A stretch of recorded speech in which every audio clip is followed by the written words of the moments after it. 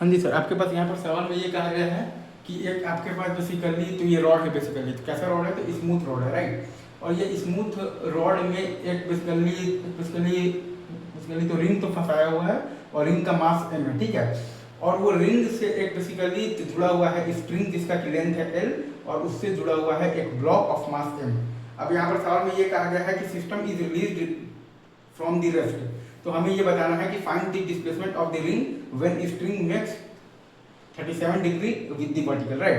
यहाँ पर सवाल में ये कहा गया है कि system is release from the rest right, तो हमें ये बताना है कि find the displacement of the ring when string makes 37 degree with the vertical right. तो ये रिंग का हमने मान लिया है कि डिस्प्लेसमेंट है बेसिकली आपके पास x है इन द राइट डायरेक्शन, तो ऑटोमेटिकली ये जो आपके पास ब्लॉक है ऑफ मास m, इसका डिस्प्लेसमेंट आ जाएगा आपके पास बेसिकली x माइनस 12/5 आ जाएगा इन द राइट डायरेक्शन, सही है। क्योंकि हमें वो इंस्टेंट पर बताना है जबकि आपका स्ट्रिंग जो है वो वर्टिकल के साथ एंगल बना रहा है 37 डिग्री का राइट। स्ट्रिंग जो है हमारे पास वो एंगल बना रहा है वर्टिकल के साथ, जब बना रहा है 37 डिग्री का है, ठीक है। तो वो मोमेंट पर अगर आप मान लिए हैं कि आपका जो रिंग है ऑफ मास m, अगर वो आपका बेसिकली x डिस्टेंस गया है राइट,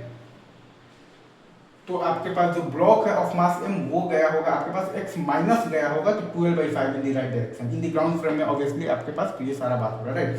तो अब अगर आप बेसिकली तो ये पूरे सिस्टम को x डायरेक्शन में देखिएगा तो आपके पास बेसिकली f नेट एक्सटर्नल बराबर 0 है, मतलब कि आपके पास ACM बराबर 0 है, मतलब कि आपके पास VCM बराबर कांस्टेंट है। और चूंकि आपके पास VCM इनिशियल बराबर 0 है, मतलब कि आपके पास VCM बराबर 0 कांस्टेंट है, मतलब कि आपके पास XCM बराबर कांस्टेंट है, मतलब कि आपके पास डेल्टा XCM बराबर 0 है, मतलब कि आपके पास m1 डेल्टा x1 और प्लस m2 डेल्टा x2 बराबर 0 है।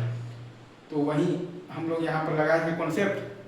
तो हमारे पास आ गया है m इंटू एक्स और प्लस आ गया है m इंटू एक्स माइनस आ गया है बेसिकली क्या आ गया है 12/5 और बराबर 0, तो वहाँ से हमारे पास x का वैल्यू आ गया है 2ml/5 into m plus m। अगर फिर से बोल रहा हूँ, बेसिकली हमने लगाया है m1 delta x1 plus m2 delta x2 बराबर 0, तो हमारे पास आया है m इंटू एक्स और plus m into x minus 12/5,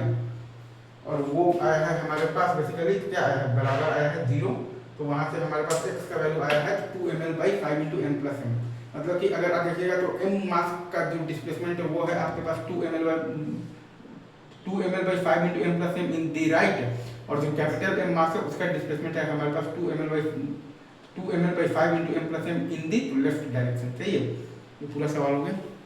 अभी रखते हैं यहीं पर, क्लोज करते हैं, ठीक है।